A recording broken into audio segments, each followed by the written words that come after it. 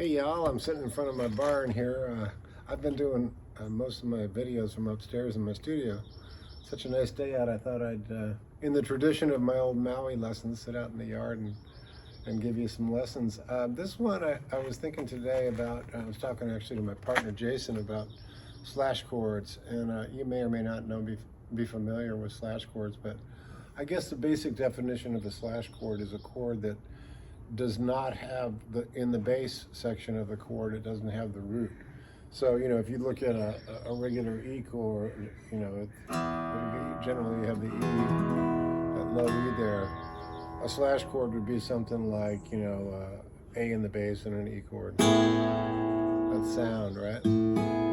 But today I wanted to teach you a really simple walk-up that utilizes a slash chord, and the slash chord I'm referring to is a D with an F sharp in the bass. And gosh, we see this thing all over the place. I've used it, continue to use it constantly. What I wanted to sort of shine a light on in this lesson is how the sound of a slash chord, and there's many, what brought up this conversation is this song, God Only Knows. What are you doing, buddy? This is Luna. She wants to be part of it. Okay, that's all right. That's my cat, Luna. The song God Only Knows, you know, unfortunately we lost Brian Wilson, but man, I call him a gentle genius because he was so brilliant at what he did. And you know, it's funny because you may not be a fan of the Beach Boys, you may be, but boy, Brian Wilson's work, you know, everything from God Only Knows to Good Vibrations and the intro to California Girls, it utilizes some really magical slash chords and just sensibilities in terms of his, as a composer, you know, really amazing. So that being said, that's what brought up the whole slash chord conversation yesterday with my buddy Jason. But check this out. I'm gonna do a D chord, and I'm gonna show you a couple of ways to do this. The first one is kind of a Hendrix move. He uses his thumb a lot, I noticed. And so what I'm going to do is spell out a D chord. We know that by now. And then what we're going to do is go ahead and reach over with our thumb and catch that F sharp note, which is the 2 of the low E string.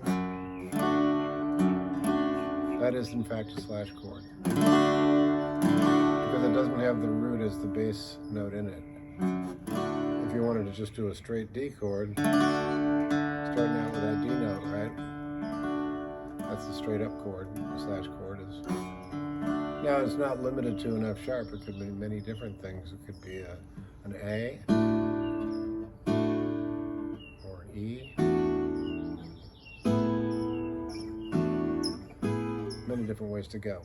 But for the purposes of this lesson, I wanted to give you something you could use, you know, like a walk up. So I'm going to move in a little closer here and show you this walk up. There's your D. Thumb over on the F sharp, hit a G chord, and then an A. And if you want to extend a little bit and explore another slash chord, just move that A up too.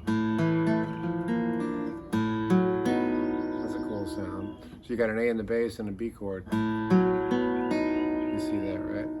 A. And then normally you would play a B, I'm sorry. But in this case, we're going to play an A chord. I'm going to just move it up to here and get this sound.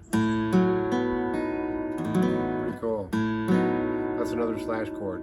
So what I'm really doing is getting you accustomed to the sound of a slash chord, and I think it's kind of magical. To me, it sounds like a piano chord. So here we go. I'm going to go ahead now. I want to keep it simple, and I'm going to very slowly play. Before I do though, I want to show you one other way, in case you have trouble working with your thumb. Another way that might be applicable to you personally is to go ahead and do a D this way. Don't worry about that high E string. So you got your third finger on the second fret of the G, your pinky on the third fret of the B. Okay? Now that frees up your second finger to hit the F sharp. So it would be like this. Got it? One more time slowly.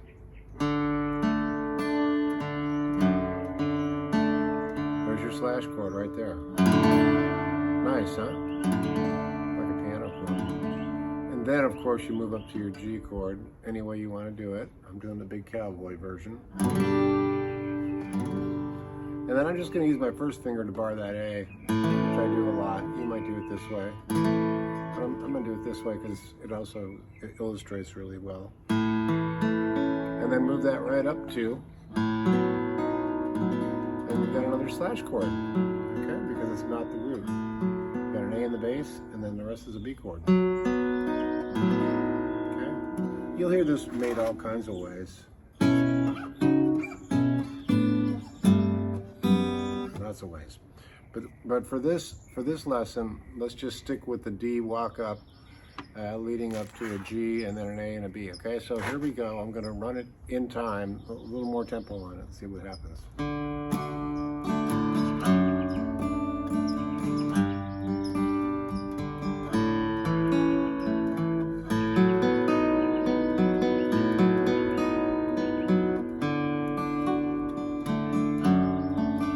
And I'll do it the different way. With that second finger. G chord to A, and to your B chord with the A in the bass. Go back and forth if you want. Sus. Okay, so there you have one of the many uses of the slash chord, and it comes in handy, I'll tell you. I do it, I've done it in a lot of different ways. You know, if you take that F sharp, the D with an F sharp, and I'm doing it fingerstyle now, and move it up to, you got an E with the G sharp. I've used that before, especially if I'm walking up to a A. And then another slash chord would be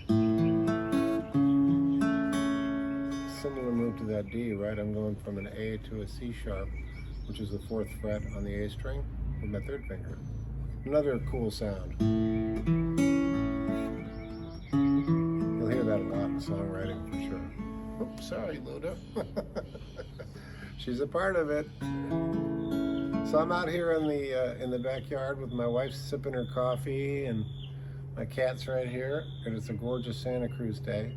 I just wanted to share that little lesson of, you know, not only how to do a slash chord in the case of the D with the F sharp and the A with the B with the A and the bass, but also for your ear to get the sound of what it's like to do a chord without necessarily the root.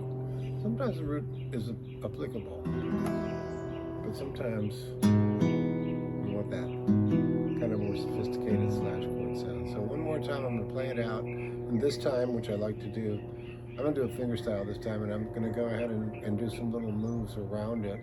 And if you like this kind of stuff, hit me up at jimmydillon.com. I got a bunch of lessons that deal with, you know, I call it a soul of acoustic guitar, you know, how to make our acoustic playing, you know, more interesting. So here we go. I'm going to walk it up and see where it takes me. All right.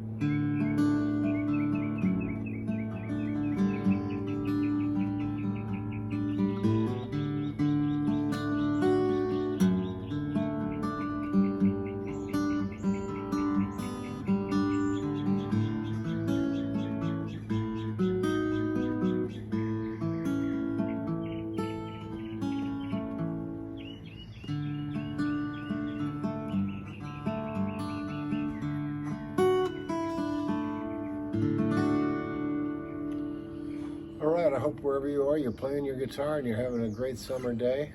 We'll catch you down the road.